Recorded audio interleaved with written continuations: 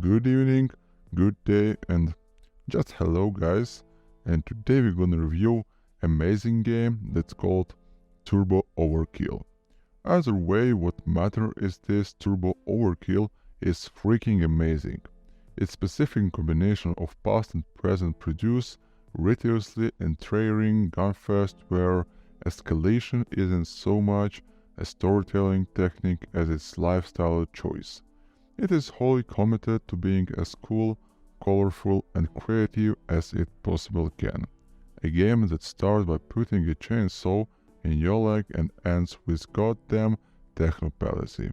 Your avatar for this ballistic roller coaster is wonderful named Johnny Turbo. A bounty hunter living in a typical gondy cyberpunk future, Johnny returns to his home city of paradise to find it literally riddled with sin. I don't mean the concept of religious transactions, also there are plenty of that in paradise too. No, seeing one of Zeus' malevolent aides that dystopian futures keep foolishly creating with freshly installed delicious of good food on a psychotic desire to assimilate all organic and synthetic life. The result is a new metropolis infested with frightening flashy tendrils guarded by hordes of mutilated humans with TVs for heads. Turbo Overkill wastes no time getting to the good stuff. Your starting weapon is not some basic pea shooters, but a pair of twin laser pistols that make a gratifying mess of most basic enemies. The alt-fire meanwhile lock onto to multiple target as it charges. When released, it fires at very targets full, turning them to mince as Johnny blows on the smoking hot barrel. Johnny's twin pistols are winning aperitif, but his signature weapon is held in his hands. Pressing Ctrl will pull Johnny into an aggressive slide, revealing the snapping chainsaw blade concealed inside his leg. Using this, Johnny can tear around the ground at blistering speed, shredding enemies in front of him into slop. It's a wicked gimmick, and Turbo Overkill knows it frequently arranging levels to help you get the best from it. See a narrow corridor crammed with oblivious guns.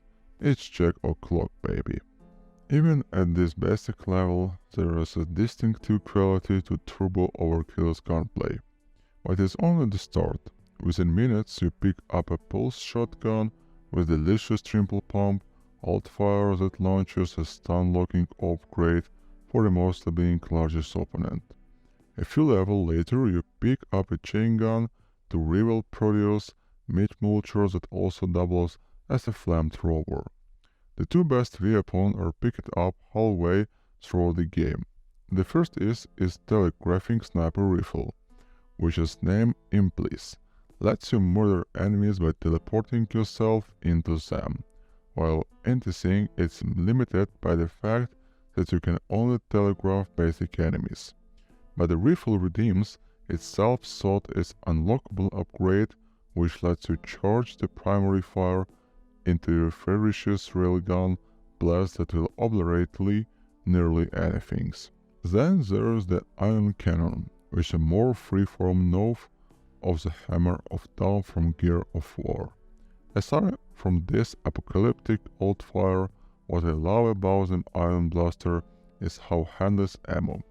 Rather than loading it with projectiles, you instead collect tickets that you let rent use of the orbiting satellite from which the ion cannon later pumps down. This gives you a sense of the power curve Turbo Overkill play with. What if doesn't communicate is no kinetic all of this. Alongside his jank slide and mid-based teleport, Johnny can also dash, double jump and run along certain walls to evade enemies and crop gaps.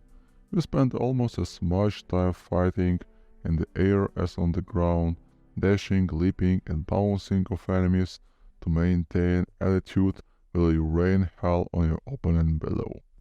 There is a price for the mechanical variety and it's paid in a slight lack of refinement. Certain weapons like the saved-off boomer shotgun could be wiser while the ability to run along walls like tactically compared to games like Titanfall and Jenny Survivor. There is fantastic sounding upgrade that triggers an explosion whenever you land from a height, but effect is almost silent, to the point where you might forget you have it installed and wonder why all the enemies you landed suddenly turn into mines. In any cases, the overreaching plot is far less of concern here than the move-to-movement, and Turbo Overkill has many spectacular, shocking and outright daft moments. From flipping off enemies as you launch a barrage of mini-rocket from a left arm, bold feat in the alternate timeline imagined by the genre.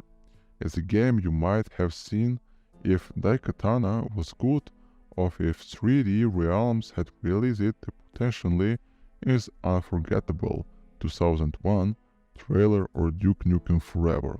It represents the next level shooter, a spirit to before Call of Duty happened, glorious, extensive, relentless, and fun. Thank you for watching, guys. Goodbye.